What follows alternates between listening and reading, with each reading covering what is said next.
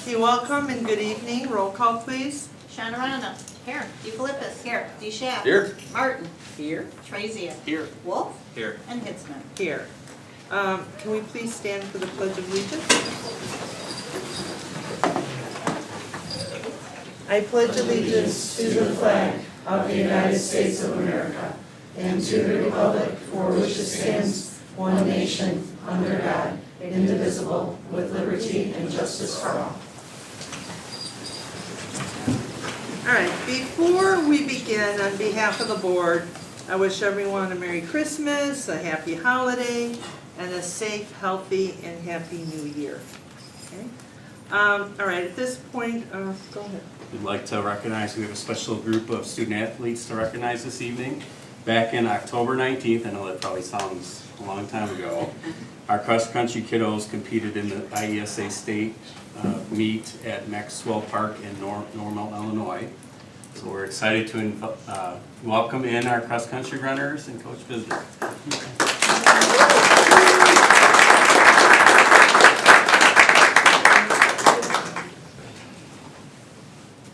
So fall of 2024 has been an outstanding cross-country season.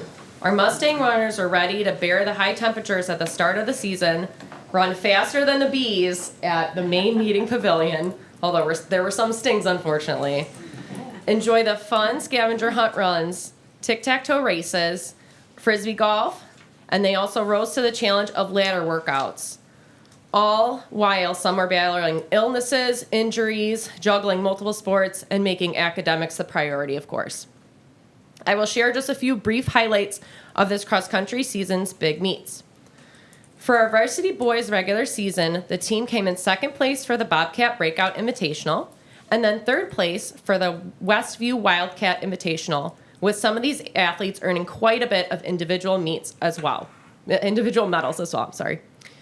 For our varsity girls regular season, Aubrey Gentile and Emily Johnson frequently brought home individual medals for racing in the top 15 at various invitationals. For the conference race, the boys varsity team took second place and the girls varsity team took third place. For postseason, the varsity boys team took second place at sectionals, which qualified them to run as an entire team in the state competition. And the varsity girls took fifth place, which meant they could only have individual girl state qualifiers competing. Of course, this season could not have been successful without some key groups of people. First and foremost, we would like to thank the parents for all of their support throughout the season. Whether it's transporting from practices to school or bright and early for those Saturday invitationals, racing fast after work to try to cheer on their athlete for a midweek meet, or buying items for the pasta parties, they were willing to do it all. Also, very appreciative for all of our assistants from the district to be able to have our cross-country team supported, most notably the new uniform tops. It meant a lot to the runners that they were passed out, and they made our Mustang runners look like fierce competitors. Last but not least, thank you to our cross-country coaches, Coach Maruzars and Coach Yoder, that had conflicts tonight, so they couldn't make it. However, this season would not have been successful without them and all that they did for our group. We're truly proud of what the cross-country team was able to accomplish this season. So tonight we would like to specifically recognize the state qualifiers and alternates for our 2024 season. And we have some plaques to recognize them as well. We do have some that were not able to attend tonight due to having illnesses or having another sport or some other kind of conflict. So first up we have Simon Janis. Come on down.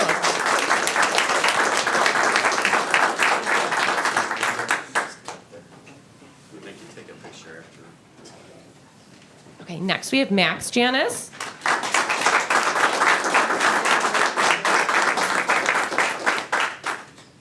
Noyes Cabillas.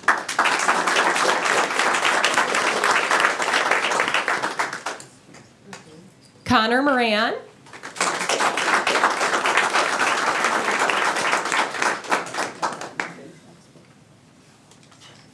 Nico Promozic couldn't be here tonight, but we'll applaud for him. Ethan Seipt.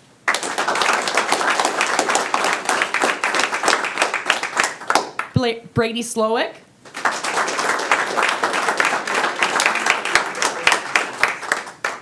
Aubrey Gentile, again, couldn't be here tonight, so we can applaud her still. Emily Johnson also couldn't be here tonight. Applause for her. Ramsey Al-Ansari couldn't be here tonight either. William Heisler couldn't be here as well. And last but not least, Marty Pavlik coming down. Not quite last but not least, but isn't it?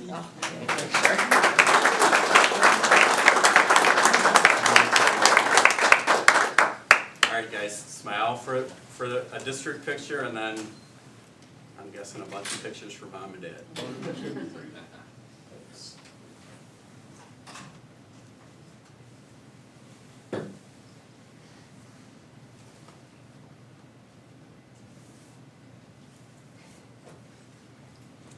Congratulations.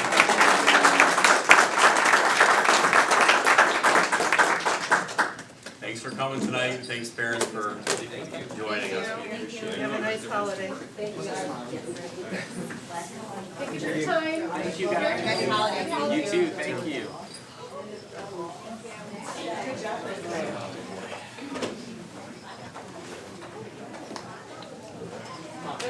She was so good to me.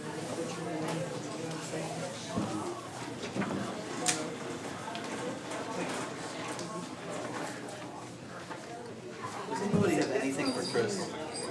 He looks ridiculous. I have something, you know where it is.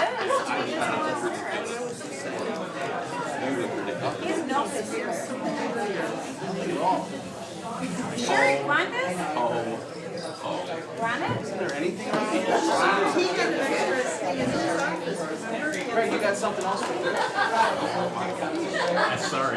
Oh, no, that's. He's gonna be able to see. He'll be able to. And maybe this will be good for him though. Should we take a 30-second time out? Yeah, I can too. We could all take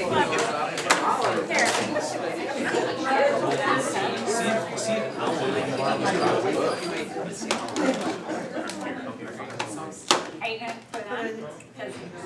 Oh, come on. Here, put your head down. You've got girls. You've got girls. And didn't they put that stuff in your hair, the barrettes and stuff?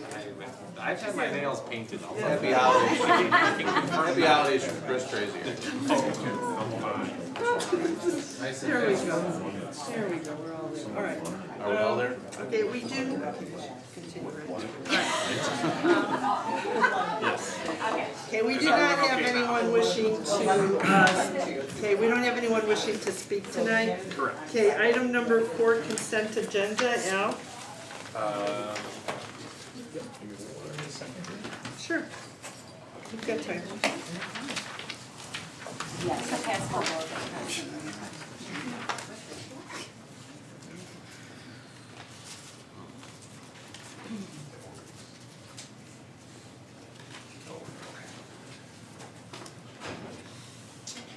Good evening, everybody, and, oops. Happy holidays. I love the ears. This one. That's better to hear you, Al, that's what it is, you know? It's actually, yeah, it's quite the sight. So I just wanted to go over the financial performance for November. In November, the district expended $6.16 million and received $1.5 million in revenues, resulting in a decrease to our fund balance of $4.66 million. We started the month with $59.18 million and ended the month with $54.53. Operating expenditures during November totaled $4.37 million. That's $1.5 lower than expected for the month. Operating expenditures for November of '24 were down $996,000 or 18.55% from the same month last year. The 18.55% change stems primarily from an increase of about $100,000 in salaries and benefits, which was then effectively offset by a $100,000 reduction in purchase services and supplies, The rest of the change is due to the timing of the first payment on the district's 2018 debt certificates. Last year, the payment was made in November, and this year, the payment was made in October. So last month, we were flipped in the other direction. This month, we're making up for it. So revenues excluding the capital projects fund for the month were $1.42 million, which is about $507,000 lower than expected for the month and $64,000 lower than what the district collected last November. Spending on capital projects during November totaled $1.8 million. Fiscal year to date, as of November 30th, revenues are $1.07 million lower and expenditures are $1.73 million lower than anticipated. Yeah, and you can see we kind of came back almost dead on budget last month, and now we're just deviating a little bit with the revenues and the expenditures. I expect that they'll probably tighten up going into the future, and we'll see how the rest of the year plays out. But we've been pretty close so far. We'll just see what the rest of the year holds. So, are there any questions on the finances for last month? Okay. All right, thank you. All right, we're seeking a motion and a second to approve the consent agenda as presented. So moved. Second. Any further questions or comments? No? Okay, roll call, please. Generano? Yes. DeFilippis? Yes. Michelle? Yes. Martin? Yes. Trezia? Yes. Wolf? Yes. And Hickman. Ho, ho, yes. Motion passes. All right, informational reports, Homer Council report. Good evening, board. We got the memo. We have read on. I know him. Okay, so Wendy Bruin. We're representing the teachers union this evening again, and welcome or hello to all of you, Dr. Shapi, all of our administration and people in the crowd, colleagues. We are here we don't have a whole lot to report, but we do want to recognize our members that are working extremely hard along with all of our district employees. But the teachers continue to, during this busy time, work on our priority standards, our units of study, our departmental work, whatever the case may be, what Ms. Figueroa's throwing at us, or lovingly, thank you. To make it Homer a better place, and great lessons for our students. So we know our teachers are working extremely hard. It's just something, newer that we are doing that. It's a process to. Like I was telling my colleagues tonight that we're kind of in the muck, right? Which is okay, because sometimes you need to be in the muck to see it then clearly as time goes on. And the muck isn't really a derogatory thing. I mean, it sounds like it's dirty and bad, but really it's a place where the best things that can happen. So that's what we're trying to relay to our colleagues. I know Tasha Otatsky, who's one of our coaches and officers, is doing a wonderful job communicating that as well. And so we just got to keep letting them know that, we're getting there. We're going to get there, and it's going to be a great thing. Other than that, we're going to be excited for our next presenter and her what she's going to present. And we also want to wish everyone a Merry Christmas, great holidays, be safe, make it special, and we'll see you back here in January. Any questions for us, though? Any happenings? Thank Okay. you. Oh, you're welcome. Merry Thank you. Okay, support staff, She got the memo. council, yes, she did. I got no memo today. Neither did Chris. Erin Seacheck for the Support Staff Union. First of all, welcome everybody. It's nice to see everyone. Thank you for lunch last week. It was very well received, much appreciated. And thank you to the Teachers Union for partnering with us again for the food drive. I thought it was another successful year, so we were happy to do that, of course. We began negotiations on December 5th with board members and admin, and I think the first session was very pleasant and was enjoyable, actually. So I don't have anything else to report, but I wish everyone a Merry Christmas and a Happy New Year. Be safe and enjoy your families. Same to you, thank you. Thank you. Okay, Tim, buildings and grounds.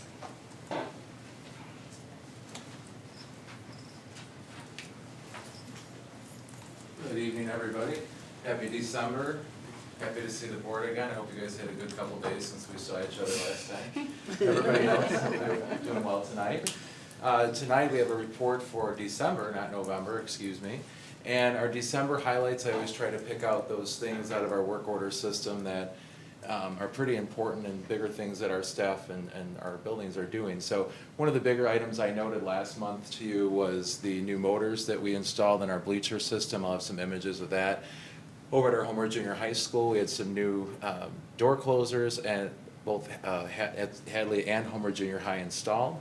And then we did our final walkthrough for the upcoming project over spring break, finishing off those doors as part of our security plan. We did a couple other assessments with security film, a couple other inspections. We did a septic clean out of transportation. We had a PGM demand response audit this month.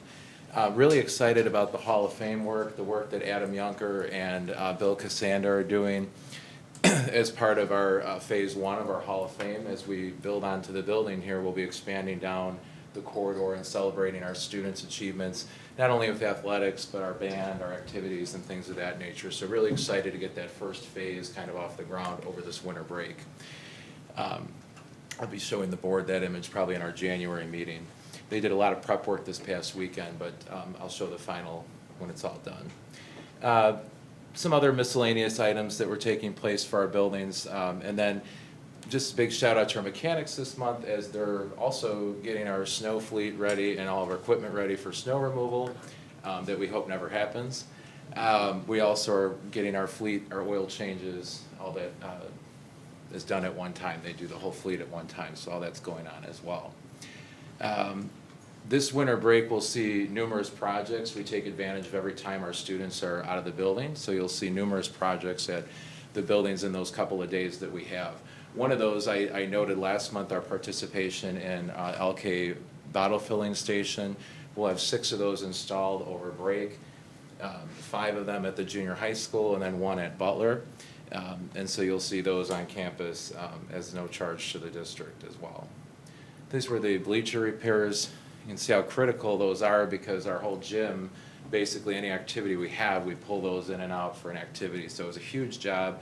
You can see the 6 motors that are all connected, you know, and then all that gets put underneath and fastened to the bleacher apparatuses, and then the wires get, you know, nicely put in there. But just thanks to the Homer Junior High staff for working with us on that, and athletics. A couple of big things going on. So if you're going past Goodings Grove, we have 143rd, that utility work going on. You'll notice today they were patching some of the intersection near the Goodings Grove, so we can encourage people to continue to use caution as they go over by Goodings Grove, and also over here on the Bell Road side. Last month I reported that we were in stage 2. Well, now we've moved into stage 3, which really opens things up for the district. It's been much better for the flow of traffic in and out of Hadley, in and out of our bus drive and such. So things have been much better. As the asphalt plants close this month, you'll start to see those noise walls going in on the west side of the street where all those people's backyards are. They'll start putting in those pillars and then those concrete noise walls these next 2 months.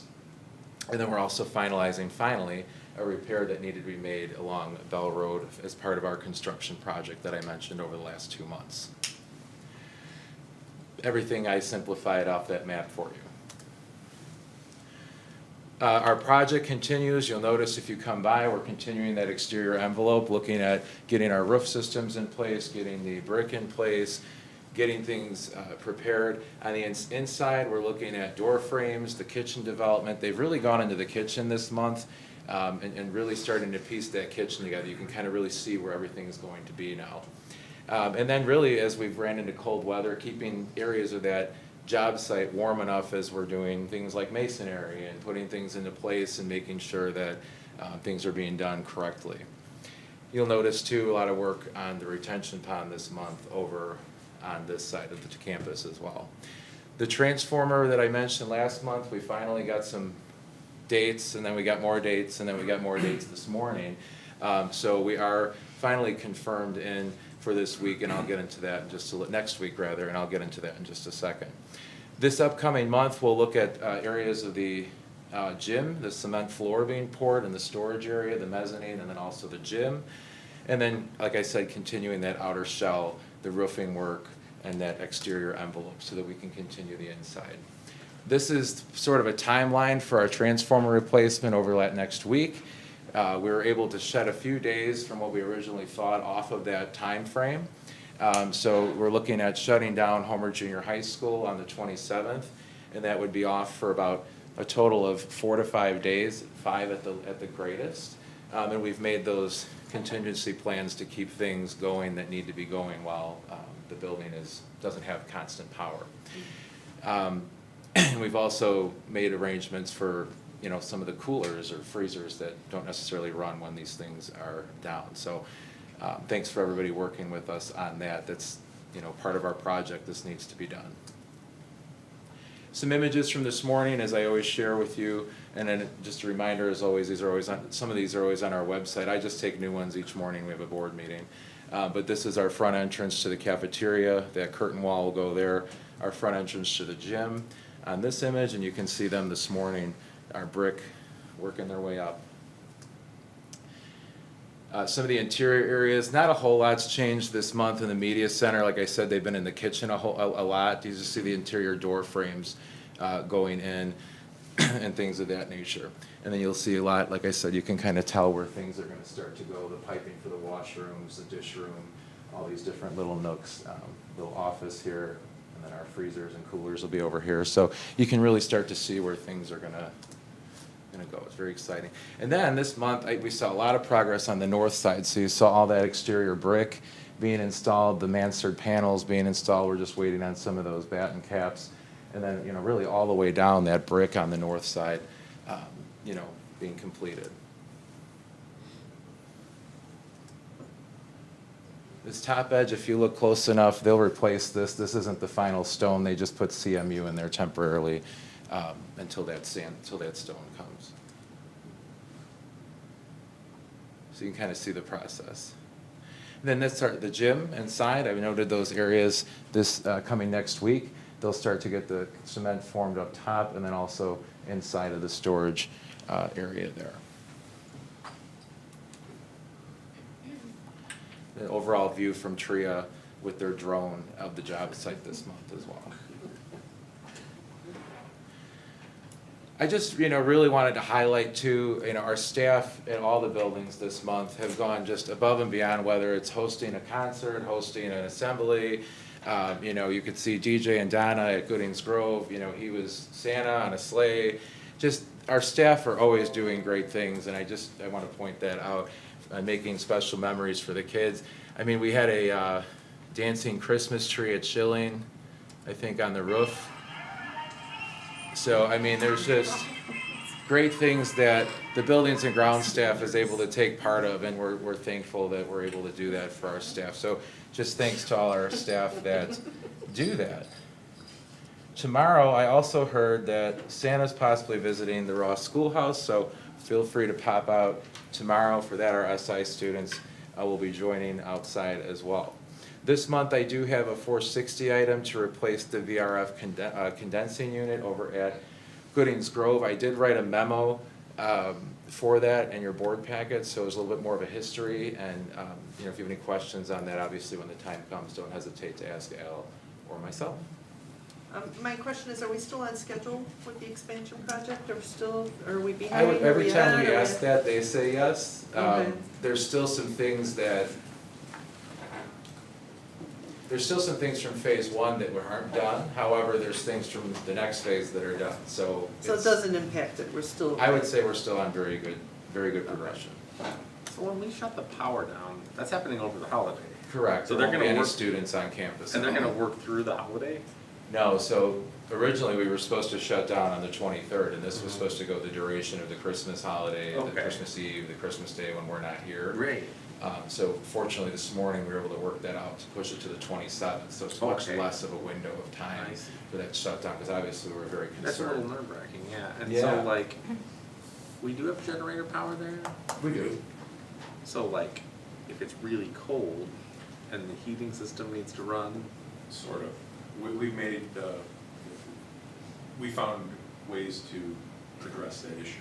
Yeah, so for like example, the locker rooms, you know, we obviously, those are right against Right on the outside so wall. we'll have temporary power run to those 2 units during this time from our generator Okay. to make sure that our bases are all covered. The rest of the building won't be heated, but the heating plant will fire and the pumps will fire, so water will circulate through the pipes. Water will circulate through the heating pipes, but no blowers will be running, so it won't be blowing into the classrooms. We'll still be The able to point is radiate to heat. keep everything I from see. freezing up. From freezing up the Yeah, so water. that'll be okay. Fortunately, if you look at the 10-day outlook, most of our Looks good. temperatures are above Yeah. freezing, Looks so good. we're actually very fortunate Yeah. that it worked out during this time. Yeah. Any additional questions? Thank you so All right, much. I thank hope you. you all have a great holiday. Same to you. Thanks, Tim. Okay, special services, Renee?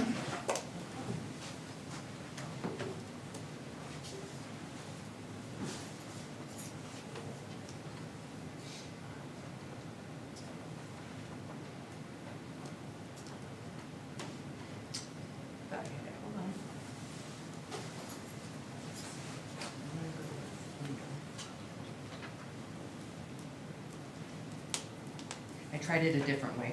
I gotta go back to my old way. Thanks. Good evening to everyone. Renee Krause, Director of Special Services. Want to give you a quick update, a little bit different than what I presented on. I've presented in the past on this topic, but just wanted to share a couple new things that I've been looking at. There's been a lot of talk about SEL supports in the district. So I wanted to share some of the programs that we have in the district and how they're used.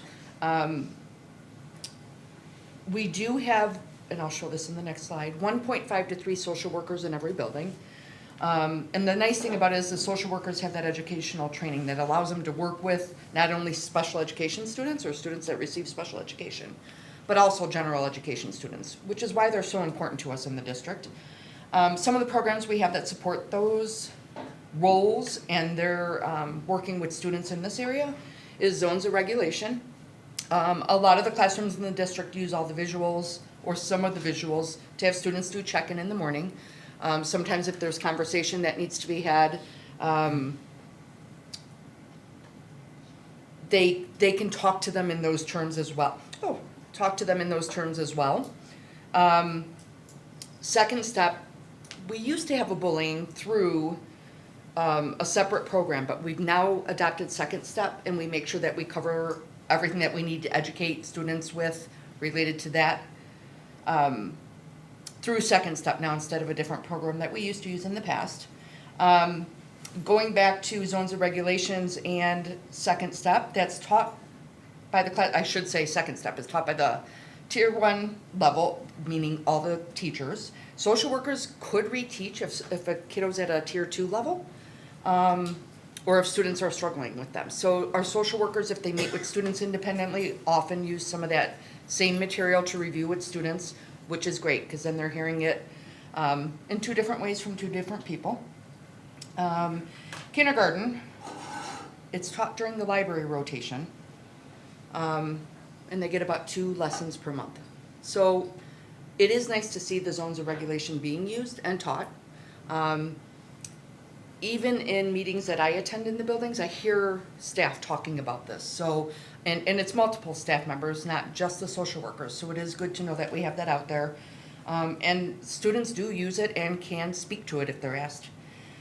We also have character education, which is through Second Step.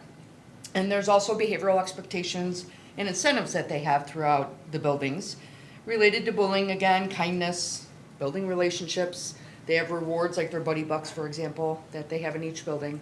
Some school stores related to some of that if they earn those Buddy Bucks too. And then social thinking, probably one that not too many people have heard of, but this is often used by our social workers and speech paths for kids that receive social worker speech services. So it is another curriculum that's out there that we're using to support students related to the social emotional needs. So I talked about each of the buildings having 1.5 to 3 social workers in the buildings. We do have 279 students district-wide that currently receive social work services as part of an IEP or 504. that sounded like a very low number to me. So I need to preface that does not include general education students that may need that support, which is also a large number for our social workers. If you look at the social work support for Butler and Goodings, it is lower, but they don't necessarily have any of our specialized programs that some of the other buildings have. And I think that is what offsets that need for a social worker. And you'll see that more on the next slide after this one. This is separate from SEL, so I just kind of wanted to look at enrollment. What does it look like in each building for general education students versus students that receive special education services? So that darker bar at the top is the number of special education IEPs that we have in each building. And I kind of put the percentages at the bottom there. If you look at it, they look pretty equal. That dark blue bar in each column, if you want to call it that, or bar, looks pretty equal. So I broke it down. These are the same percentages that I had under each of those schools. And again, I feel comfortable with what we have here because of some of the programs that are in the other buildings. These are the percentages of students that receive special education services. I also was really excited to see the percentages at Hadley and the junior high because that's what we would hope to see. As students get older, are they either learning to cope with disabilities and support themselves? And we have lower numbers at that grade level. So that to me was great to see. So when I took a look at that, I also took a look at the state report card again to just get a peek at how are we comparing again. So the total population for Homer, according to the state for all districts, the average is 16% of students have IEPs. We're at 17. So I feel pretty comfortable about that. It's nice to see that. We're right in line there. And then I just briefly wanted to talk about assistive technology. Assistive technology can be anything that's supporting a student with a disability, with any of their various challenges they may have. It could be helping them learn, helping them read, helping them communicate, giving them access to things so that they can learn. So IEP teams do have to consider this as a part of every IEP. Does a student need any kind of assistive technology? And if so, the team talks through it and determines what that might be. So it's very different depending on each student. I put the definition of that IDEA defines it as, and it's kind of what I just said to you. It could be off the shelf, it could be something that's just modified, but it's to improve functional capabilities for students and allowing them to have access to the curriculum and or being able to provide input back to teachers or homework. And we do have students in the district that use this, quite a few, so I wanted to look into that as well. At the bottom here, that last bullet talks about some of the things that are identified as an assistive technology service. So those are some of the things that can be done as part of the assistive technology determination. We do an evaluation, we could purchase or lease something if we want to trial something with a student.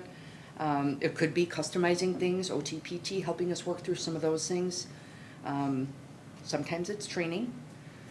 If we have students that have devices that help them communicate, oftentimes we have to train the staff. And typically our special education teachers are really good with that, but if not, we have to train them on it. And then there is also some training done with our paraprofessionals, not in terms of setting up an assistive technology device, but to help students maneuver through the device, and or if they're going to help that student communicate, knowing how to maneuver through those pages to help them speak. So we do offer a continuum of assistive technology resources. Currently we have about 116 students that have this service in their IEP. We do have an assistive technology liaison, and we do have students that are out in alternative placements that might be part of a co-op, so sometimes they have somebody on staff that helps with those students. I put some examples of what we do have students using now: speech to text, and then the opposite, text to speech. Google Read and Write, all of our students have access to that, but if we have students with IEPs, we get a different level of support of Google Read and Write that they can use. Those communication devices I just spoke of, predictive text, amplifying speakers for some of our students with hearing impairments, iPads that might have specific apps, oftentimes for communication. software for reading PDFs or worksheets for kids. And Boardmaker is something else that some of our related service providers use, more for visual schedules for students. So those are all examples of what we have, along with, I did mention Switch Toys. They're used by OTPT and somewhat with the assistive technology devices as well. So we do have a lot here, and it's great that we can offer that to our students. I already talked about we offer the training to them if we need it. And we are members of Infinitec. We have been for many, many years. So they are very helpful to us in terms of if we need an assistive technology evaluation on a student. We fill out the form for them to do it. They come out and observe the student. They may bring some devices with them to trial with a student, or they may just observe the student, get information from the teachers and staff that work with them, and then come back to us with a device like, hey, here's our thoughts on this. So they've been incredibly helpful for us. They do give us devices for trials if they have them available. And we have done a lot of training with paraprofessionals and staff through Infinitec, and they still have an incredible amount of professional development that they have out there as well. They do host a lot of webinars and some meetings too that kind of keep us abreast of all the new latest things related to assistive technology too. So we're lucky that we have them. And then I just have a quick slide in here, taking a look again at some of the historical data related to our special education numbers. We have what's called December 1st child count, and I know it's deceiving because you think we'd have that child count on December 1st. We don't. We don't have it yet. I think it's due January 15th. They'll finally get us the numbers. But if you look at this table going from fiscal year 2018 to the current, our numbers have gone up significantly. And have gone up gradually each year. So I'm keeping an eye on that. If you look at the graph, I do have pre-K through 8 noted here for fiscal year 2024. And that is pre-K through 8 numbers. That next line is gray, and the one underneath it, just to call it out, is only kindergarten through 8th grade. And I do that because there is a report we have to give to Al, for example, that we have to take the pre-K students out of that mix just to see what that number is. So I wanted to share that with you too. It just shows the difference between the two if we have pre-K included or not. And then it also gives you that December 1st child count. February 24th was just a day that at one point we were asked for some data, so every year we look at that February 24th data too. So it does show you too, if you look at each year, how it's increasing from the beginning of the year to the end of the year. As of right now, our number is at 723. And like I said, we should get that December 1st child count, middle of January sometime. So, and just something I keep an eye on. That is it for me. Does anybody have any questions? I kind of do. And go back to, if you can go back to the social work bar graph for me. Thanks, Rob. You're going there too? That one? Yeah, I just need some clarification, because we have Butler and Goodings with 1.5 and the rest with 3. Mhm. And I think you said, and maybe the reason why we don't have 3 is because the need wasn't there? So is it the need for the students wasn't there, or is it the fact that we have trouble getting social workers? And if we could get social workers, it would benefit those 2 schools?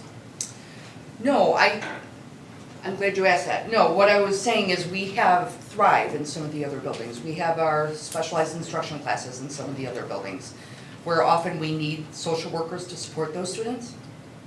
And Butler and Goodings don't necessarily have all of those programs right now. They do not house Thrive or our SI programs. So what you're saying is we have what we need? Oh, in yes, those yes. 2 I think right now, buildings. yes, but That's something my I just want to question. keep an eye on. Yeah. Okay. No, I have not heard anything that we don't feel like they're supported at this point, and that's a good thing. Okay. Right, that's kind of where I was at too, is I was trying to understand, and I assumed some of it was, I know that some of the buildings, we have SI rooms, we have Thrive, sure.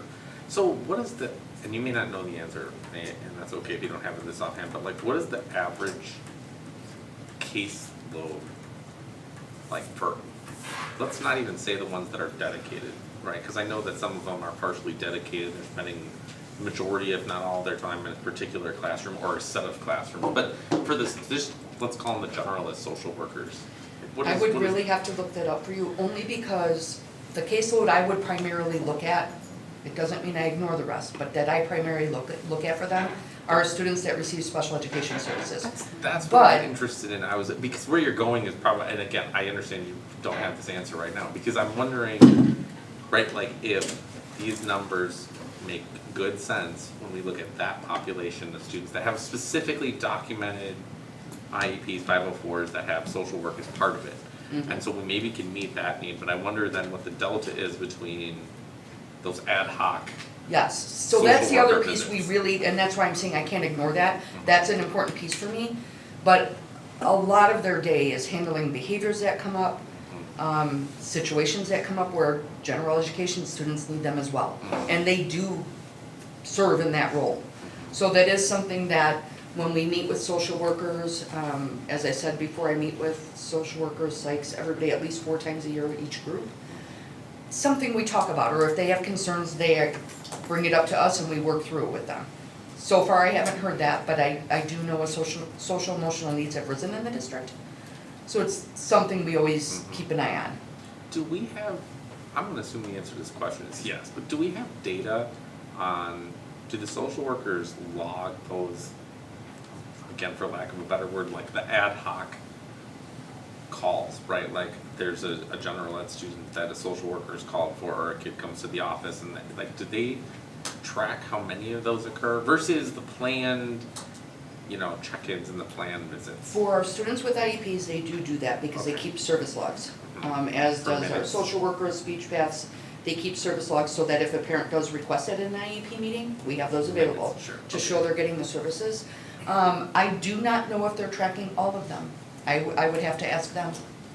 Yeah, I mean, I think they, from my understanding a few years ago, at least I could speak for our young social workers, when I was there, they definitely tried Yeah. to track the contact that they had made with those other students.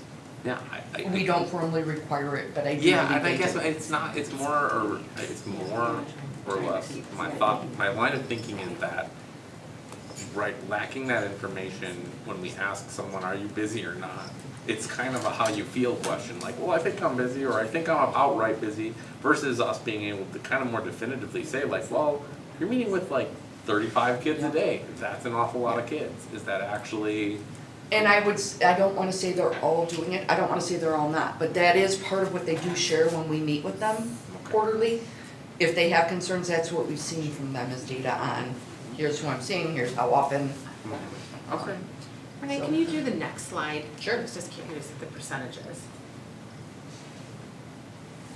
That's just the total special ed enrollment, right? Is that what that number is? So Compared to our general education students, so That's it's the what- population right. of the building. Gen Ed is the light blue, students that receive special education is in there. So not necessarily every kid in the special ed program is seeing a social worker as part of their IEP 504. No. Right, so that's right.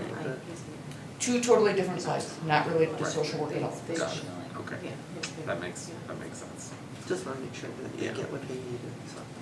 And Renee, just to clarify for that assistive technology piece, so that is a district-provided technology piece that goes back and forth with the student for home? For some of I would them? say yes to all of it, yeah. Yeah, okay. Whether it's a reading pen, whether it's Google Reading Write would be in their computer, if it's a communication device, yes, because we strongly encourage it to be used in both places. But as a district, we control what is put on there with recommendation from the team. Yes, yeah. At times, parents may ask, hey, can we put this on, or they're putting games on, and we have to tell them, no. We don't want it on this device, that's something that you should really do at home on your own device, because this is a dedicated device for communication, and we want the students to know that. That makes sense. So you said when they deploy a new device, so if they come out and, I'm assuming it's something like we observe a kid, we think they need this, we try it out. That, is there like a process to ensure that the particular aides or classroom teachers that service those particular students then are actually specifically trained on those devices?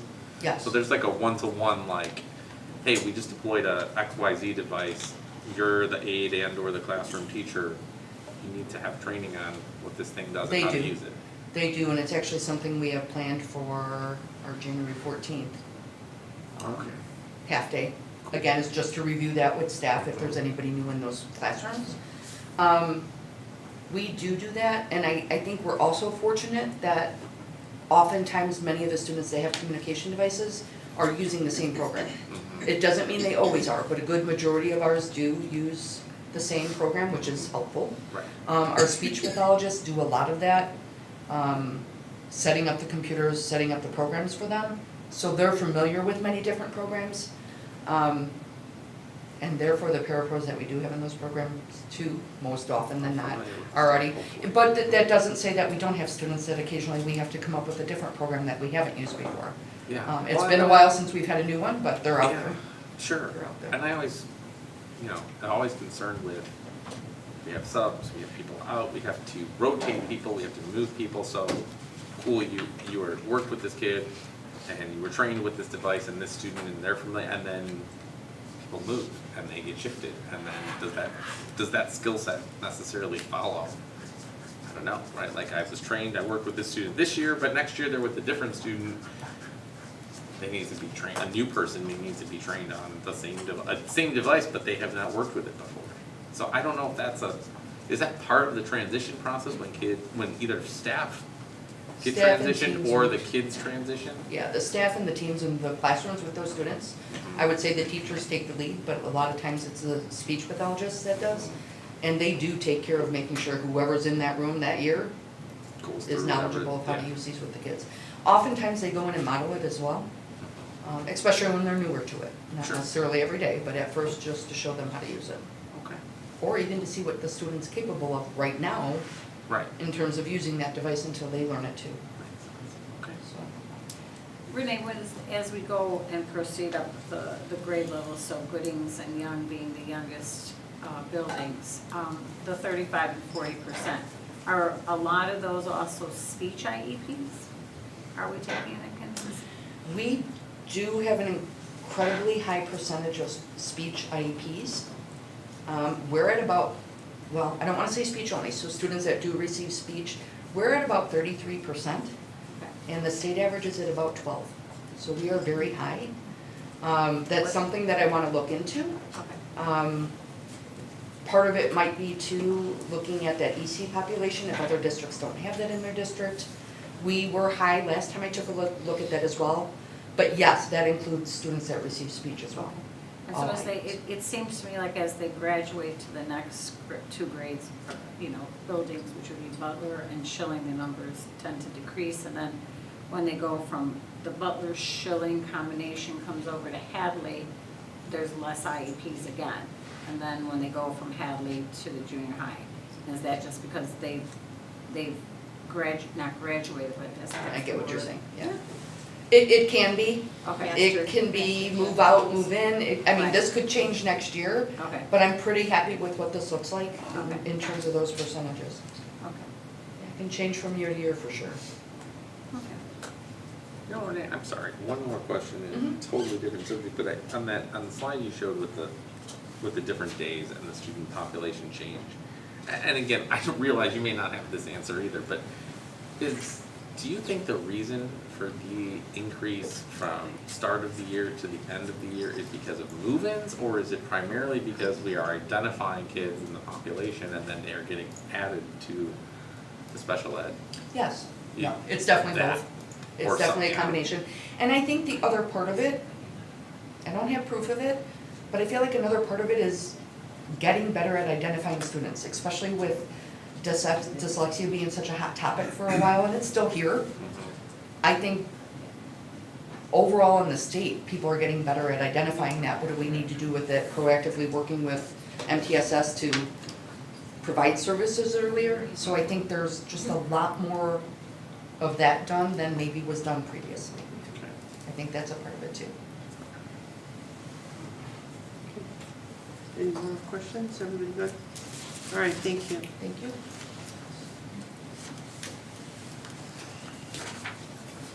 Okay, we do not have anything at this time for technology. We do not have anything for transportation, unless someone wants to ask Robert questions. Robert has great news, right? We're fully staffed and we have an abundance of drivers, right? I wish I could say that. Okay. All right, All right, at this curriculum, Lisa?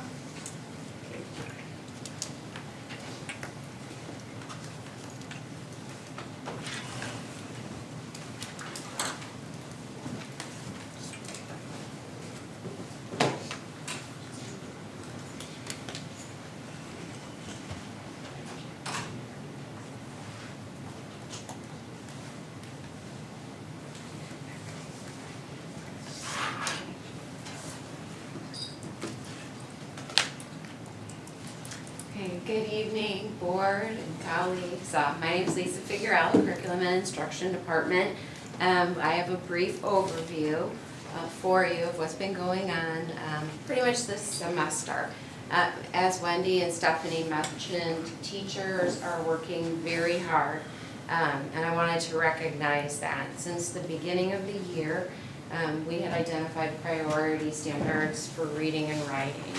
Now that impacts almost all of the K through 4 teachers and anybody that has anything to do with reading and writing in the 5-8 levels.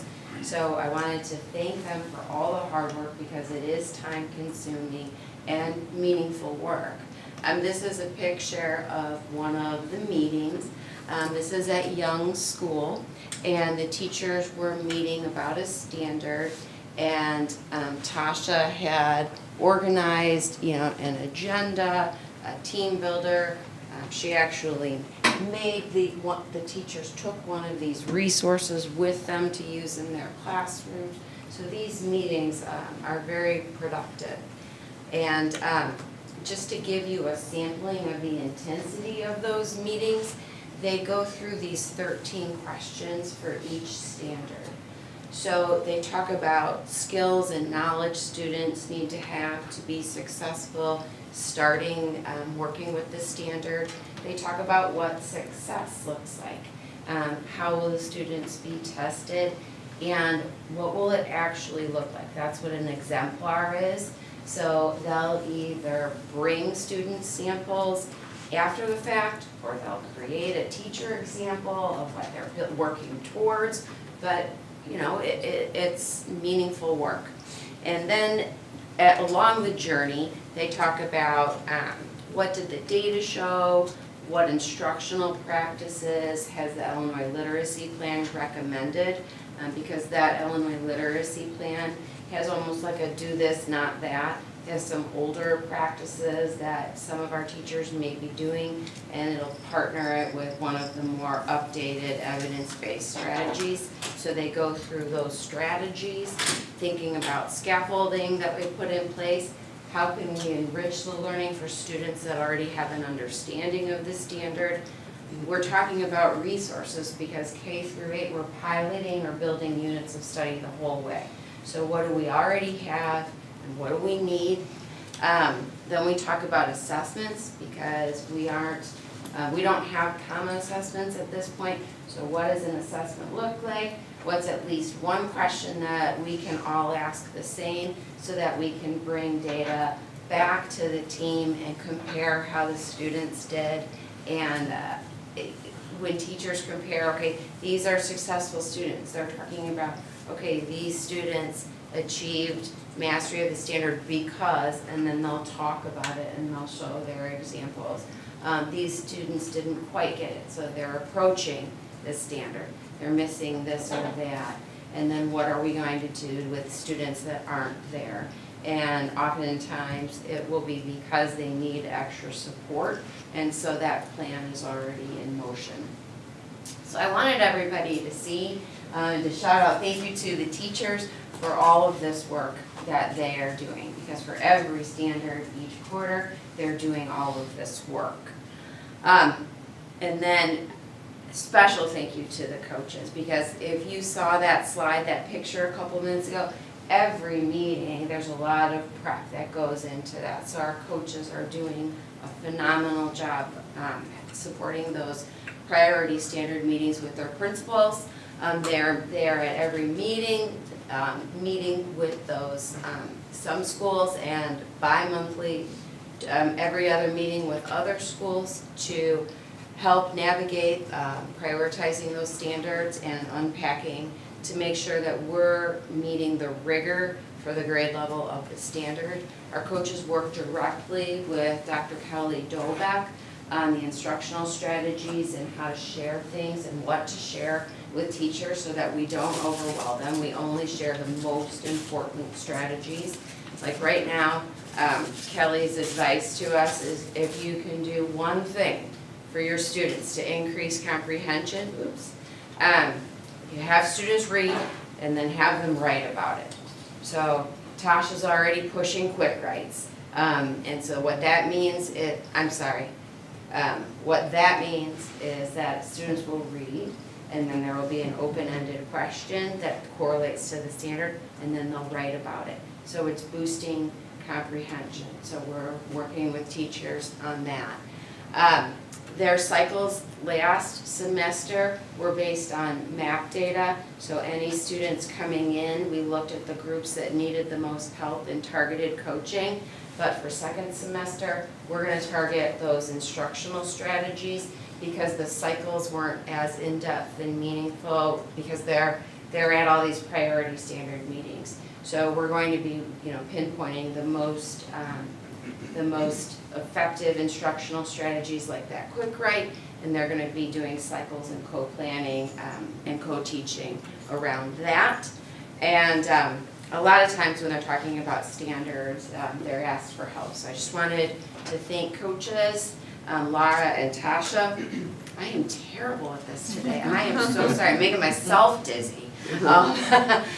This is some examples of, on top of everything else they're doing, what they're providing to teachers so that they can take something away and they have strategies or they have PD sheets that they can use and refer to on their time and then ask coaches to partner with them. So thank you so much for everything you're doing for our teachers. And here is what's coming in 2025. So with math, we have some exciting plans. Tasha, Laura, and I met today with Kevin Buscemi and his math team, an assistant principal and a team leader. That's what they call their coaches. And we spoke to them about how they started their math achievement journey and what they're doing now. Tasha and I talked to Dr. Dobeck when she was planning with K1 to see what she did with Frankfurt. And we've got a good rough plan that we're going to start moving forward with, but I don't want to share it all yet because all the kinks aren't worked out and I don't want to have more questions than answers. We will be aligning K8 vertically, so 5-8 is pretty good to go. We just need those grade levels to be able to talk to the grade level before. K4 needs some time to articulate, so we're going to plan that so that by the beginning of the fall of next year, we have a scope and sequence of quarterly standards for math as well.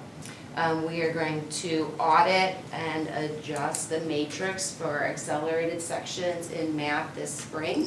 And we are going to pilot a 6-8 resource. So this spring, 6th through 8th grade teachers need to look at something called Ed Reports, which only shares vetted resources so that we can hear about them through presentation and narrow it down to 2 to pilot a resource in 25-26. Summer work will depend on how much we get done this spring. With ELA coming in 2025, they just finished their first resource pilot and now they're going to be beginning when they come back from winter break. They'll pilot a second resource 3rd quarter, and so we will have resources to bring to the board before the end of next year to be ready for 25-26. Kindergarten and 1st grade teachers are going to pilot units of study that was built with the direction of Dr. Dobeck. Tasha's been by their side, and a group of kindergarten and 1st grade teachers. So that's all going to be starting 3rd quarter. The 2nd through 8th grade teachers are piloting a resource. So they'll be filling out a rubric about the different aspects of a resource so that we can pick the one that best suits our needs here in Homer. And then we've got summer work planned with Dr. Dobeck, since we already have a relationship with her and we're on a journey with her. We've locked her down for some summer dates in June. And what we're going to be working on is continuing building units of study for K1. We already have our third quarter, but we still need to build for next year. So we'll be doing some work in May and then possibly in the summer if we don't finish. And we need common assessments, so she's going to help us do one for each grade for first quarter. And then we'll see if Tasha, Laura, and I can pick up on that, and then we'll lead the charge and take it from there if we can. If not, we'll ask her to help us out some more. And then we'll come up with an implementation plan, because we have not piloted any resources that won't work for our kids. So it's not going to be a failed resource. It has to be a successful implementation plan. So we need to develop a plan to share with all teachers so that when they're using the resource to teach the priority standards, they know all the different ways to use the resource so that they can use it effectively. And that's actually a very big job. So we're going to come up with a plan so that we can support teachers as they're starting use of a new resource. That's all I have. I wanted to wish everyone happy holidays. I hope that we have a restful, peaceful break. And are there any questions for me? Everybody looks at Carol. I don't know, I'm Thank you very much. Okay, thank you. Thank you. And Human Resources, Dr. Portwood.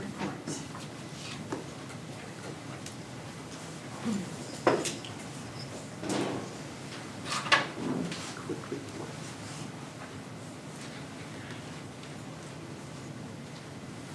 Good evening, board, colleagues, community members. My name is Mike Portwood, Assistant Super for HR. A few quick items.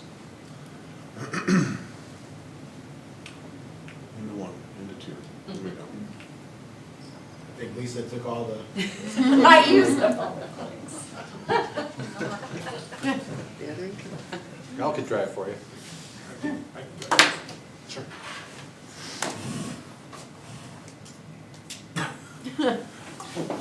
Oh, wait, yeah. Your name's highlighted, yeah. That's probably the problem. See if it works out. Yeah.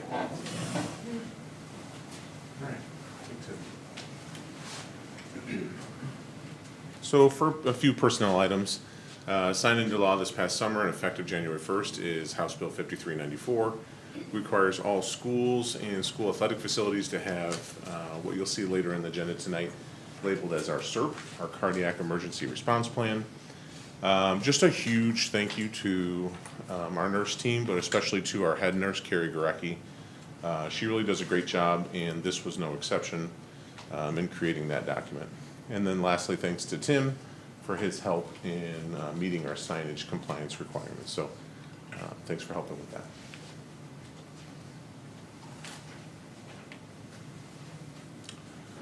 With regards to registration and residency, in the last several weeks, we finished our preliminary batch investigations, reviewed to date for 24-25. We're now looking case by case at some of the residency anomalies, just to find out who's within our district and who potentially may not be. So more to come on that. Thanks to our registration specialist, Ms. Lisa McLaughlin, for her work in this. And then more in-depth residency investigations are ongoing. So, with regards to mandated trainings, in 2024, ISB allowed for the review of mandated trainings to be eligible for license renewal credits, or CPDUs. This has been long awaited and much discussed, and sort of rather big development this summer. I'm currently in communication with ISB and Will County ROE about what will be necessary for these trainings to meet audit requirements.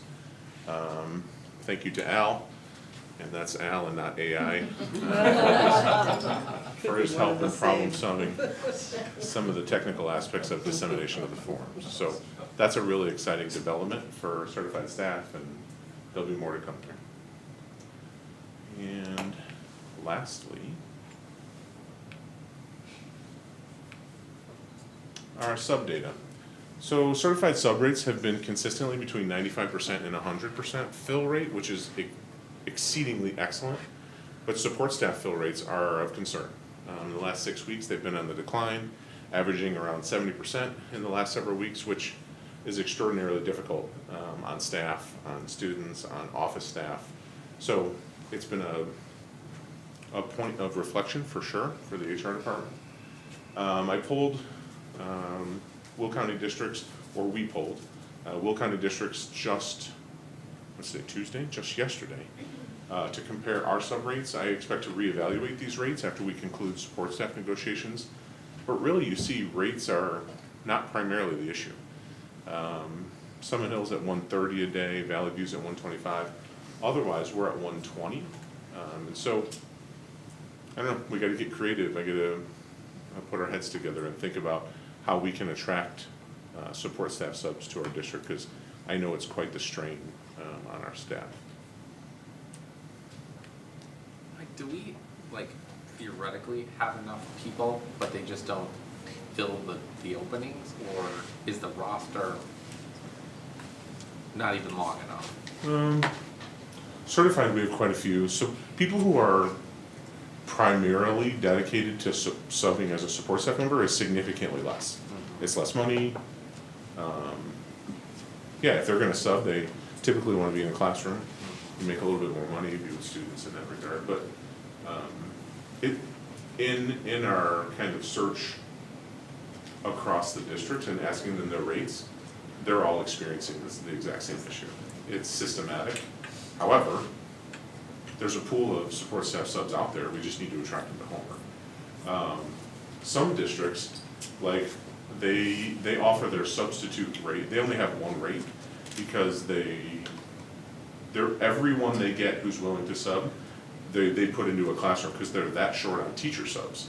They're like, we're not even like, our fill rate for support staff is 0, because every sub we get is put into a classroom and they're still short. So I'm thankful that that's not the case for us, but yeah, we're trying to think creatively on how to fix that problem. Mike, can I, so do we ever use people who could be a certified sub? Could they fill a parapro? Can they fill that kind of a position? They could, but then you pretty much eliminate the support staff sub rate. If you're willing to pay people to be a support staff sub at a certified rate, then you just have one rate across the district, and then everyone's gonna want support staff positions, because they're maybe not as demanding during the day with regards to planning or implementation. Right. I know that's not always the case, but Right. I would hate to trade one problem for another. Gotcha. Yeah. Do we have any, sorry, Mike, I mean, you're about to. No. I know we have some permanent subs at the certified level. Do we have any permanent subs at the? Yeah, We do? we do. Okay, I'm sure they're And they're busy in every long-term, single day. yeah, they're in long-term leaves. Is that Yeah. a possible thing to explore, expanding that roster? Oh, for sure. We have, the board's approved FTE for 5, I believe. Once we conclude negotiations, I expect to reevaluate. Okay. You know, hopefully we can attract people to those positions with a revised wage and fill those full-time separate positions. Okay. Yep. Do we ever find that people are just not able to do a full-time day, that maybe they can only come in from 10 to 2, so we don't take them because they don't meet our half-day or full-day requirement? It's a good question, I don't know. Because I know that some other districts were having that, and so they kind of. They would allow people to come in the morning. They kind of did a Yeah, little bit of I mean, workaround, or did, like, if a half-day is 3.5 hours, It'd be then better they to have kinda somebody did- till lunch than not at all. Yeah. That's interesting. Well, because I think there's that core time that you know that you're really gonna need support, and if they're saying no because they can't get there during contract hours at 8:30 and 3:30, is it better to Yeah. have nobody, or is it better to have somebody that can do a half-day hours? That's hard too.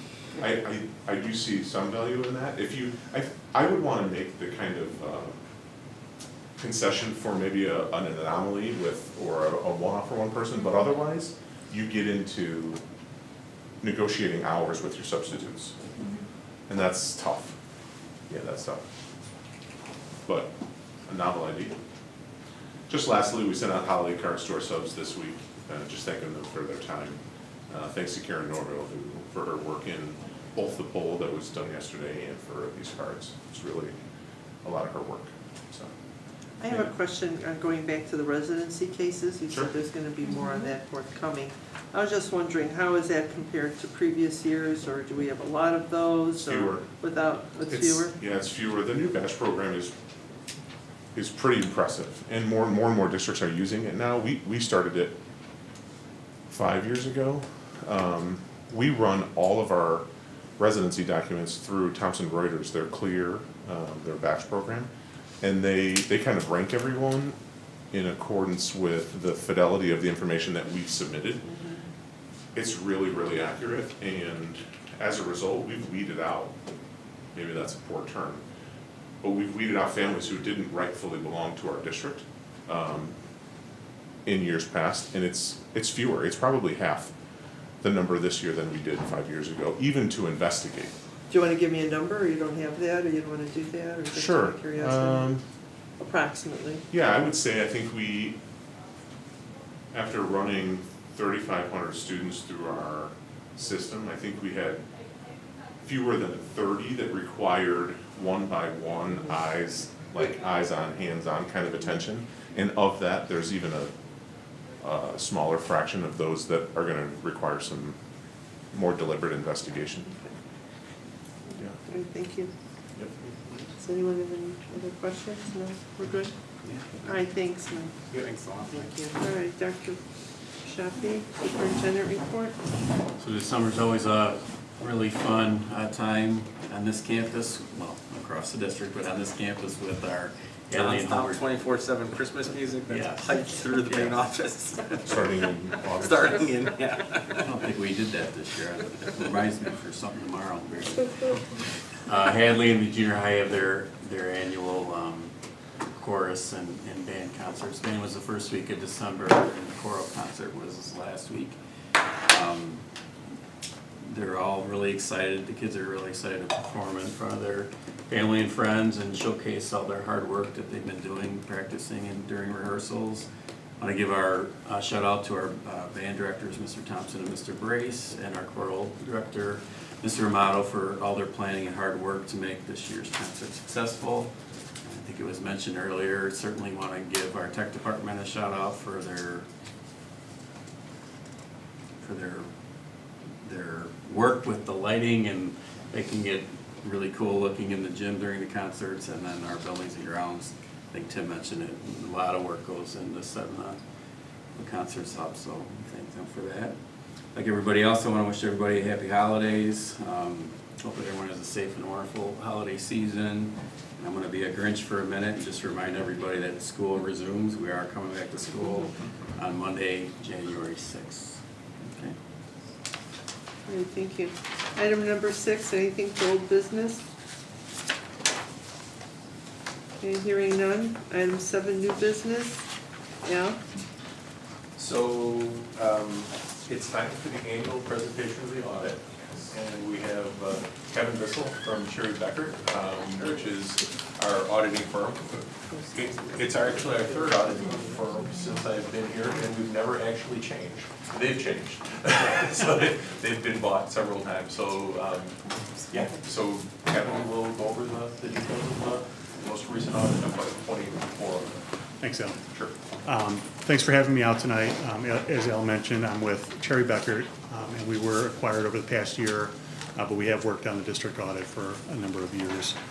I believe everyone has a copy of the statement, so I'm going to start out on pages 3 through 5, which is the independent auditor's report. That report states that we have audited the financial statements of the district as of June 30th, 2024, and it then reflects our opinion. And in our opinion, the financial statements of the district are presented fairly in all material respects at June 30th, 2024, in accordance with the modified cash basis of accounting.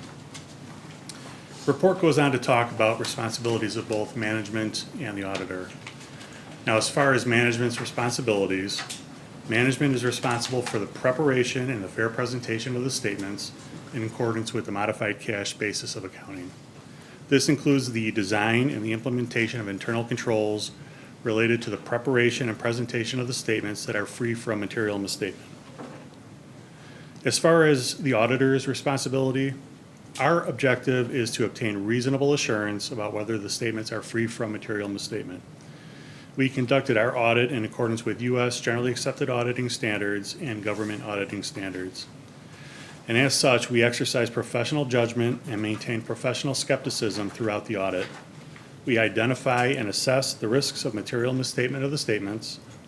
We obtain an understanding of the relevant controls to allow us to design appropriate audit procedures. And we evaluate the appropriateness of accounting policies and estimates, as well as the overall presentation of the statements. I'm going to move on now to the management's discussion and analysis, which begins on page 6. This document is unaudited, but it's a really good summary of the year. It's a good summary of the statements that follow behind it. So I'll spend some time going over this part of the statements. Some of the highlights for the year, the district had total net position of approximately $127 million at the end of June 30th, 2024 fiscal year. Governmental activities had unrestricted net position of over $50 million at year end. And net position in total increased about $12.3 million during the year. On a fund level, which is where the district operates on a daily basis, the district had fund balances of approximately $58 million at year end. And this was an increase of about $11.4 million from the prior year.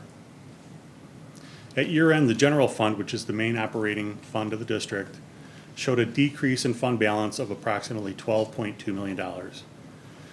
A lot of that decrease is related to transfers to the Capital Projects Fund to fund some construction work for the year that had been anticipated.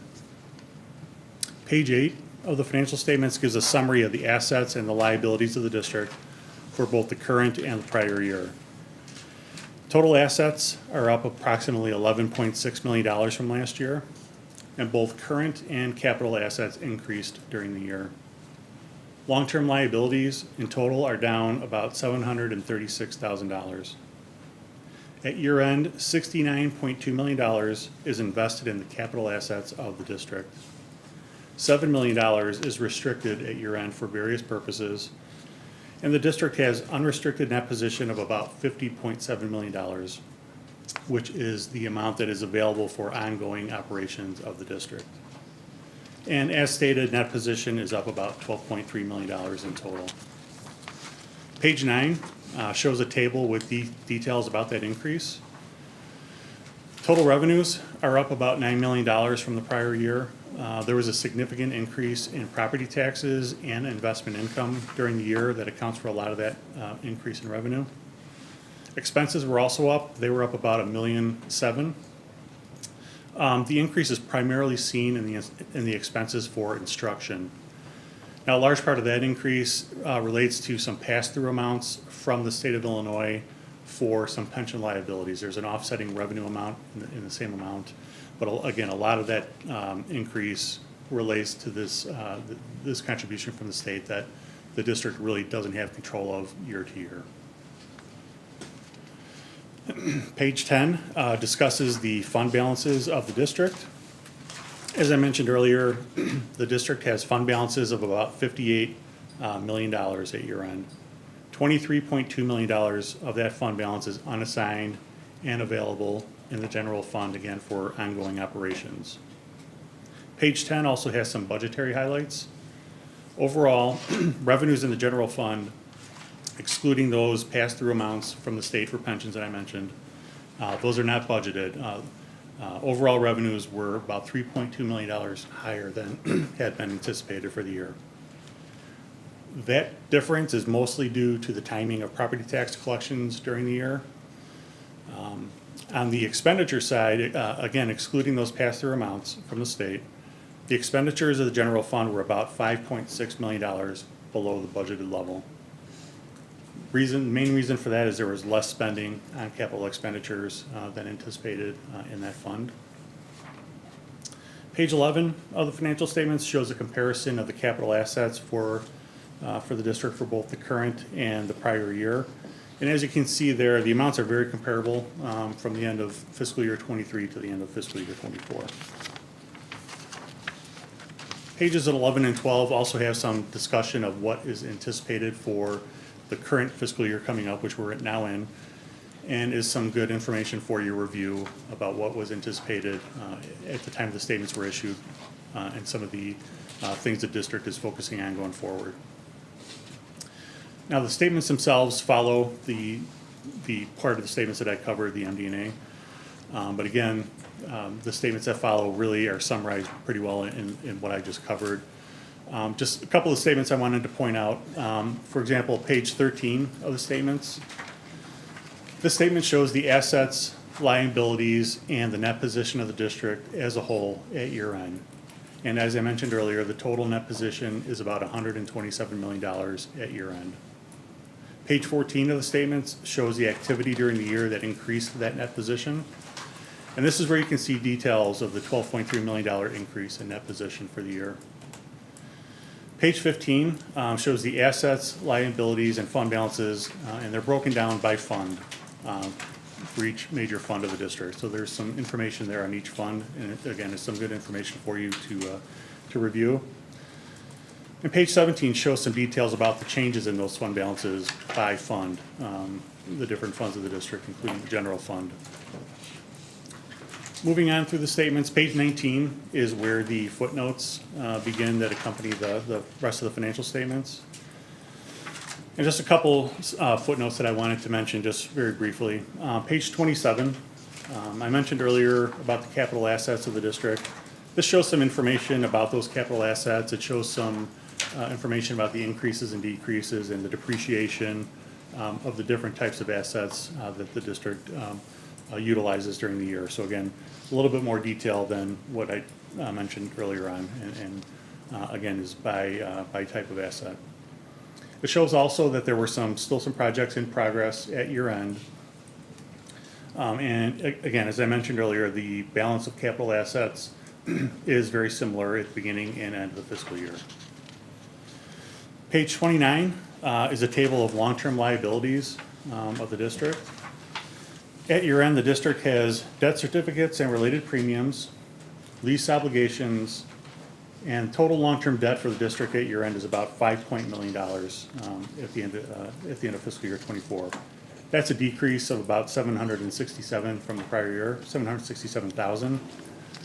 Those are due to payments, anticipated payments that were made according to payment schedules for the year. Page 30 shows a table of fund balances at June 30th. Again, as I mentioned, about $58 million in total in fund balance. $7 million at year end is restricted for certain purposes, primarily municipal retirement, transportation, and operations and maintenance needs. $27.5 million is assigned at year end, primarily for transportation and capital projects. And again, as I mentioned, $23.2 million is unassigned and available for use at the discretion of the district at the end of fiscal year '24. Now, the rest of the notes are devoted primarily to the TRS, IMRF, and post-employment benefit disclosures. And so I won't spend a lot of time there, but it is some good information about ongoing obligations and liabilities of the district. So again, it's some good information for your review. The rest of the statements that follow these footnotes are really just more detailed information about things I've already presented. Each fund has a comparison between actual amounts for the current year as compared to how they did in the prior year, and also what was anticipated with the budget. So again, that information is available for each fund, and again, is some good information for your review going forward. The other information that is contained in the statements, starting on page 69 and going through the end of the financial statements, is the section we call the single audit. This section is required if the district has a certain level of spending of federal grant money. The district did exceed that level, and so the single audit information is presented here again for your review as required. So that really presents the statements in summary. In addition to the financial statements, there's a couple other things that I wanted to mention. In addition to the statements, there's an annual financial report that gets filed with ISB. That report has been filed. One thing I wanted to mention there is that according to the information in this financial report, the district's financial profile score is in the recognition range, which is the highest classification in ISB's scoring system. So wanted to make sure to point that out to you. And the last thing that I wanted to talk about is just a summary of the audit. You've got a separate document that was issued. I'll just very briefly cover a few pages there. Just a couple things I wanted to mention. I mentioned the financial statements and the footnotes and disclosures. The disclosures, in our opinion, are neutral, consistent, and clear. We encountered no difficulties in dealing with management during the audit. There were no disagreements with management as we progressed through the audit.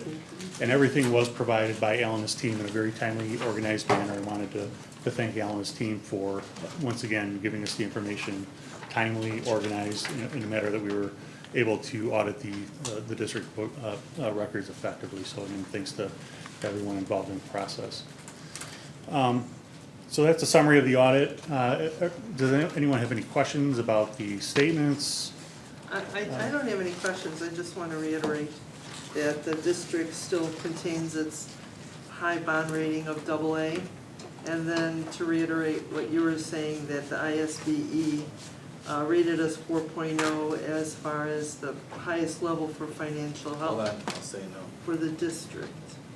So we're in recognition, but we're not at 4.0, Oh, I thought I read it was 4.0. unless it changed from the version I saw. 4.0 is the maximum, Is the maximum. but Okay. the district score is within the range of the highest Okay, I rating. thought I We're read. at 3.65 if I remember correctly. Oh, okay. That's correct. I thought I read somebody somewhere. No, and the reason why we're not at 4.0 is because the transfer, the large transfer that we did, that actually in the recognition system, that gets held against us. So because we did the transfer of capital projects for the construction that we're doing, that dinged us on Okay. our actual score.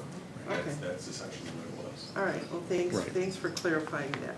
And another thing that I like from when I read the report, that, you know, we are very careful as far as our non-salary spending controls, which is really good, and that's a thank you to, you know, our budget and how the spending goes, and lower than expected construction costs too, so how did that, Well, that means that we just didn't spend as much last year as we Okay. thought we This would, year. and it rolled into this year.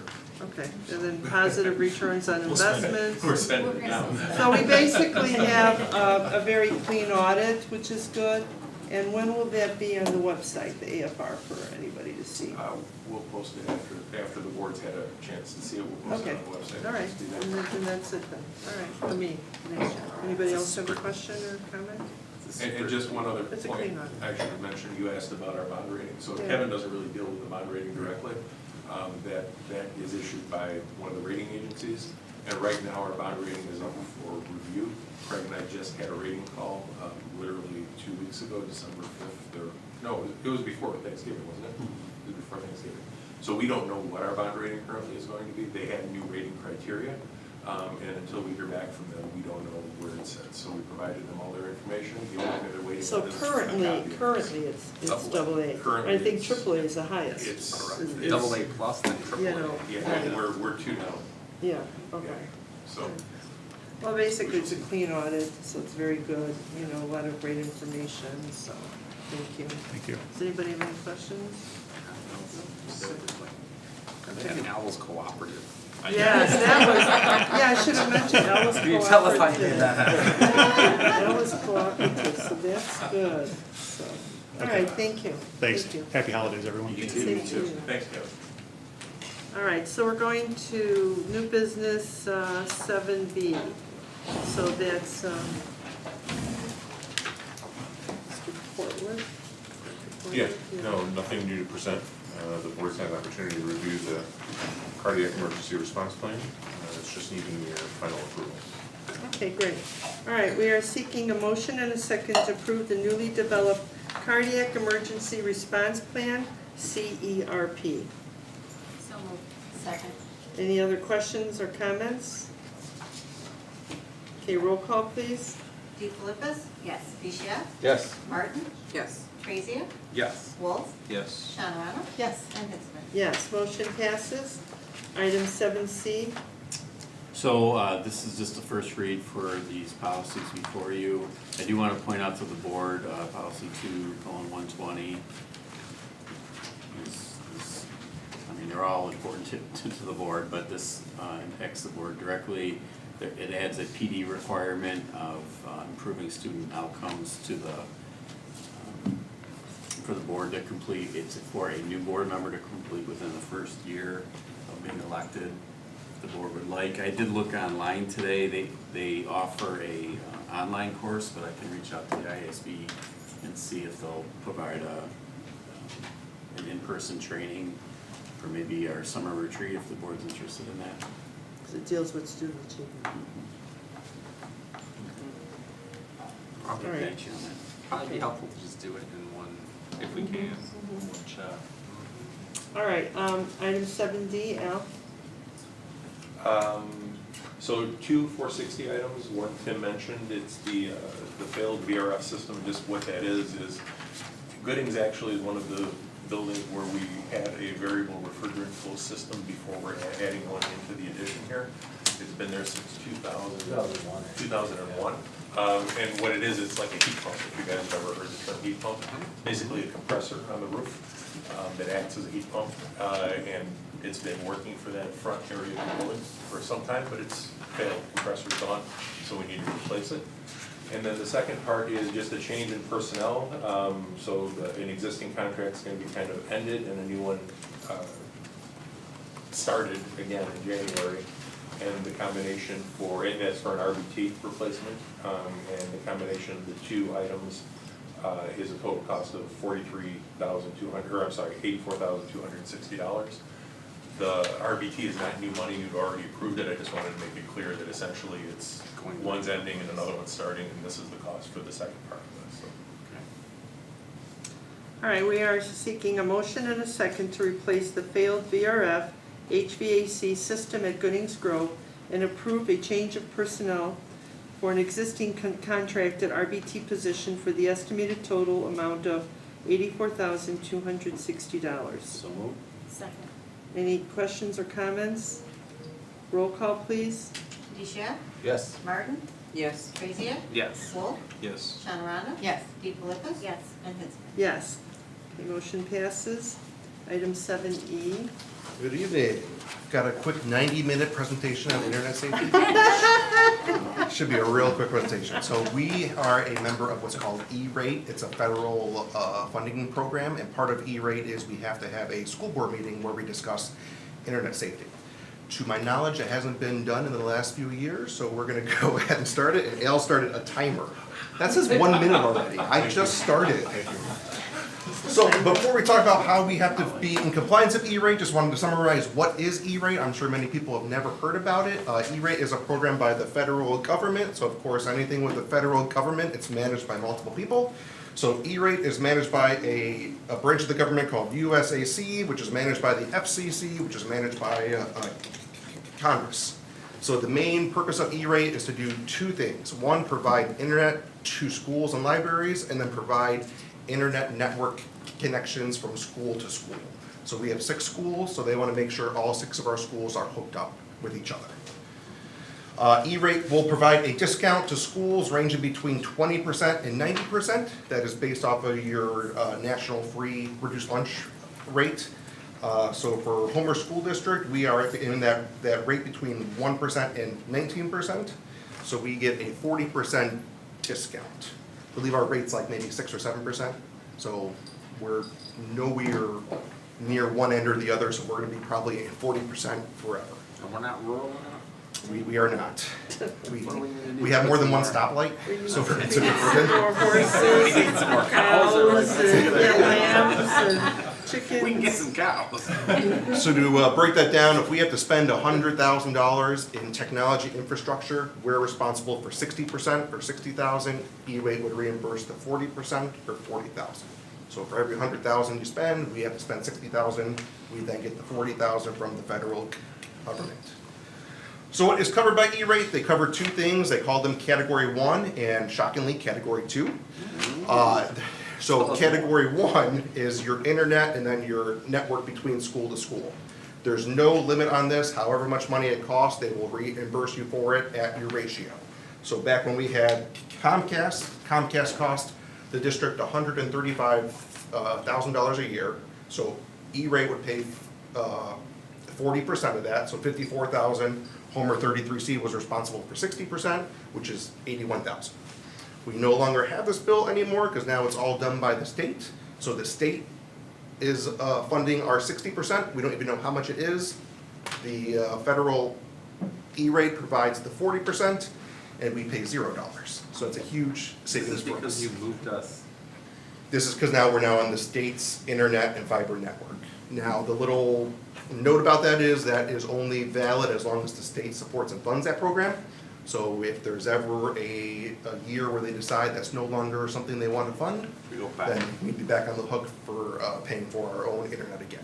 Is that on a year-by-year basis, or is it like every 5 years, or? It is on a year-by-year basis, but with the leadership at the state right now, they have made no indication that that's going to change. So every time there's a So election next for year the we could state. be paying, you know, The okay. 60. Yes, if your state leadership changes and they decide they want to shift that money and funding around, we could lose that funding. So does this change, does this require a like physical connection change, or is this just a program that funds? Like, do we have to actually change our connection fiber to the building to change to a different provider? Yes. So it's not actually provided or serviced by Comcast anymore? So what is called the last mile, that's literally how it goes from into our school building, that part is provided by Comcast. Okay. So it's called the last mile, it actually is the last like 30 miles, because we have a direct line that goes all the way to Chicago into the Thompson Center building. So our fiber line runs all the way to Chicago to the Thompson Center, that's where the ICN state handoff is at. So they call that the last mile. So that part is provided by Comcast. But when we switched from the Comcast system to the new state system, they literally had to run a new line into our That's what I was building. curious about. Even though we already had a line ran, they keep them separated.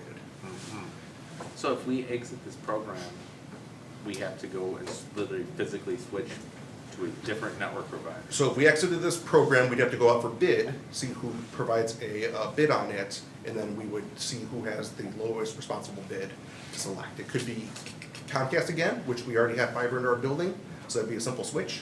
Could be AT&T at that point, which they'd have to then run fiber. It could be Wide Open West, it could be some other random internet provider we've never even heard of. It's whoever submits a bid, say, I can make that happen, and here's the cost. Okay, gotcha. I don't see that happening in the near future, but in 5 years, who knows? Okay. Then the category 2 funding, that's for everything inside your school. So your network switches, your wireless access points, your wires, your routers, your firewall. Oh, wait, does this category 1 cover your new wireless point-to-point at all? Does not.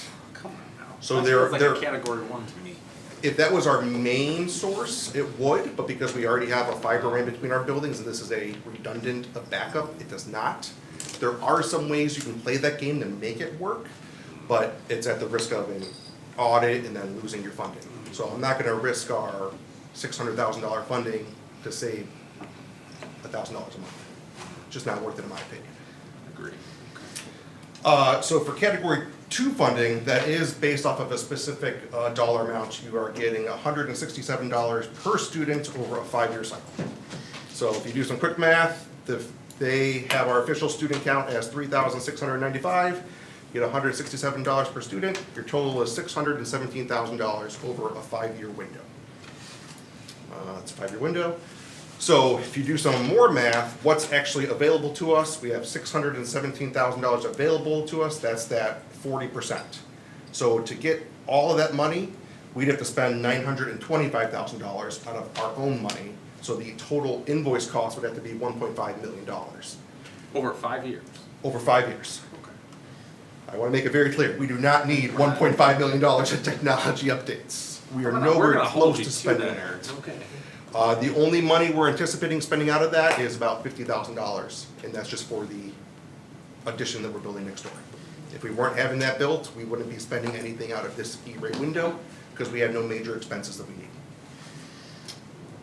Rules for E-rate. E-rate has a million rules. They're super complicated. The first one is compliance. You must follow all the things they do in the specific way they say to do it. There's documentation, there's forms, specifics, there's audits. They have a really nice, easy-to-use flow chart that says every step of the way how to submit an invoice. Not gonna go through that. Other things they have to do. You have to have internet filtering on all your student and staff devices. You have to have SIPA compliant internet filtering, which basically says you don't allow access to inappropriate photos or materials. You have to teach internet safety, taught age appropriately. They don't tell you how to teach it or what to teach. You just have to have some form of internet safety taught somewhere in your district. So very open-ended. And then you have to have a school board meeting held discussing internet filtering and internet safety. So that's why we're here tonight. That meeting has to happen after 2013. We went and looked back at the agendas and minutes and we couldn't find that meeting ever happening. So we just want to make sure we have it, we documented it, it's good. It might have happened. 10 years of meeting. It might have happened somewhere and it just got missed, but we just want to make sure that we're good and in full compliance. Good thing the audit guy left. So for internet filtering, Homer 33C uses Securely for our internet filtering. That filters all our devices, all of our student and staff devices. It is fully compliant with the Children's Internet Protection Act, which is called SIPA. Prevents access to inappropriate materials. We also use Securely Aware, which will scan all of our files and email messages for any self-harm or threats or bullying. So we definitely meet and exceed all SIPA requirements. For internet safety, we do that various ways across the district for our different ages. At the younger grades, it's taught at library time. They teach internet skills, they teach keyboarding skills, they go over the basic internet safety skills. Never talk to strangers on the internet, that's internet safety. At the older levels, we have Second Step, which addresses a lot of bullying, which is also cyberbullying. We've had assemblies about cyberbullying and internet safety. We've had Detective Richard Wasaki out here. We're discussing now to get the Will County Sheriff's Department out to do another updated assembly. So we exceed all the requirements for internet safety. We're teaching something somewhere. That's all they require. So legally, I have to ask, is there any questions or discussions on internet safety, internet filtering, or E-rate overall? Appreciate you prefacing it with the legal requirement. Al, what's my time? Oh, I turned it off. That's all I got. Okay, Thank you. thank you so much. Thank you. I didn't think it was that long. Thanks. Merry Christmas, Liz. Chris was good. Okay. Just Liz, the rest of us, apparently. All right, now we have to have a little bit of fun. All right, item 8, future board meeting agenda items. You wanna mention? Yeah, if there are no items for the board, I just wanted to ask the board if we could add, for those of you that attended III last month, you might have seen, I think it was in the first general session, the Vision 2030 presentation. This Illinois Association of School Board is asked, and then the superintendent organization is asked that boards consider a resolution supporting that vision. So I'd like to do a presentation in January, just to give everybody an overview of what it's all about, and then present a resolution for the board's consideration for approval. Okay. Sounds good. Sure. Okay. All right. Item number 9, motion to go into closed session. We are seeking a motion and a second to go into closed session for discussion of 1, the appointment, employment, compensation, discipline, performance or dismissal of specific employees of the public body or legal counsel for the public body, including hearing testimony on a complaint lodged against an employee of the public body or against legal counsel for the public body to determine its validity. Number 2, discussion of collective negotiating matters between the public body and its employees or their representatives, or deliberations concerning salary schedules for 1 or more classes of employees. Number 3, the placement of individual students in special education programs and other matters relating to individual students. So moved. Second. Okay, roll call please. Martin? Yes. Trezier? Yes. Wolf? Yes. Shawnarama? Yes. Duplicus? Yes. Duchette? Yes. And Hitzman? Yes, motion passes. We're gonna go into closed session. Thank you for joining us this evening. There will be no action after close, so have a great rest of your evening.